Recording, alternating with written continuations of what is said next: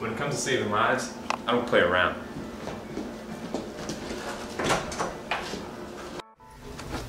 And when it comes to detecting strokes, you shouldn't either. Now sure, you could use any source to get the NIH Stroke Scale, but who has time for that? Have you seen those words?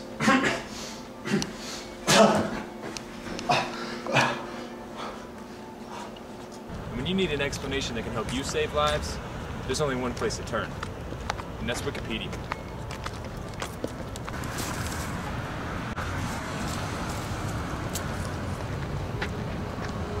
NIH Stroke Scale on Wikipedia is concise. It's clear. There's no big words or fancy language, just answers. So next time you need help remembering the NIH Stroke Scale, there's only one place to turn, and that's Wikipedia. Trust me, I'm not a doctor.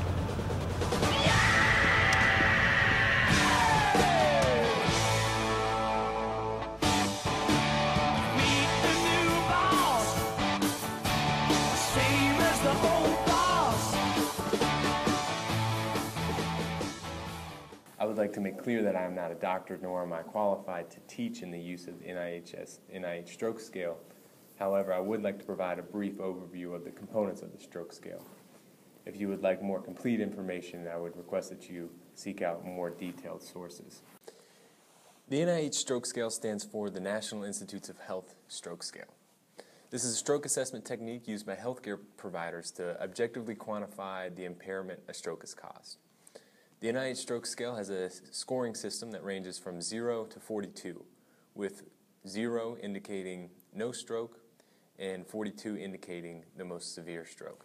This stroke assessment is composed of 11 separate items, each of which test a specific cognitive ability. The first item is LOC, or level of consciousness. This item is broken down into 3 components. The first being responsiveness, in which the provider must determine what it takes to arouse a patient. The next is LOC questions, which test the patient's ability to answer questions. And the final is LOC commands, which test the patient's ability to obey commands. The next item in the NIH Stroke Scale is horizontal eye movement. This tests the patient's ability to track the examiner's finger or pen using their eyes. This item in this stroke assessment is worth 0, 1, or 2 points. And as I stated earlier, the higher the point value, the more severe the stroke symptoms. Item number 3 in the NIH Stroke Scale is the visual field test.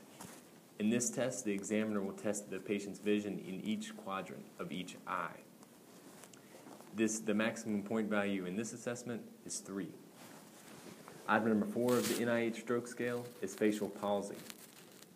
In this assessment, the examiner must detect any facial paralysis in the patient.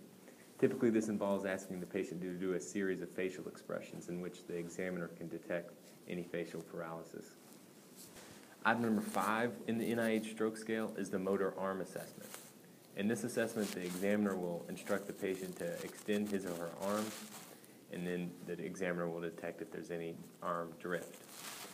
This is performed on both the left and the right arm, and the arms are scored individually. So each arm could have a maximum possible score of 4, indicating that this item could be worth a potential 8 points. Item number 6 in the NIH Stroke Scale is the motor leg assessment, very similar to the arm assessment, instead using both legs. So the examiner will instruct the patient to raise the left leg and the right leg individually, and then detect if there's any drift once the leg is raised. In this assessment, the leg only has to remain raised for 5 seconds without touching any support. If it does touch any support, it will receive a higher score. Just like the arm assessment, each leg is graded individually with a maximum possible of 4 for each leg, therefore being a maximum possible total score of 8. The next item in the NIH Stroke Scale is item number 7, limb ataxia. In this item, the examiner will typically instruct the patient to do a series of physical tasks, potentially touching their nose to the examiner's nose and back to the patient's nose, or some other type of coordinated movement. For the legs, the assessment would typically include sliding the heel of one leg across the shin of the opposite leg, and vice versa. In this assessment, the examiner is looking for the coordination of the movement and the smoothness of the movement and accuracy of these tasks. Item number 8 of the NIH Stroke Scale is sensory. This test typically involves testing the patient's senses via a series of pinpricks in all 4 extremities. Typically, the provider will apply these pinpricks in all 4 extremities and then ask the patient if they feel the pinpricks or if they feel any different on one side versus the other side. Item number 9 of the NIH Stroke Scale tests the patient's ability to produce language. By this time, the examiner will probably have a pretty good idea of how well the patient can speak. However, if there's any ambiguity, it's recommended that the examiner perform the following test. The first is to ask the patient to describe a scenario that's depicted in a figure that's attached to the NIH Stroke Scale, and the next is to have the patient read a series of sentences that's attached to the NIH Stroke Scale. Item number 10 of the NIH Stroke Scale tests for dysarthria. This tests whether or not the patient has the motor skills that are required to produce understandable speech. This test typically involves requesting for the patient to read a series of words that accompany the NIH Stroke Scale. And then the examiner will listen and determine how understandable these words are as the patient tries to read them.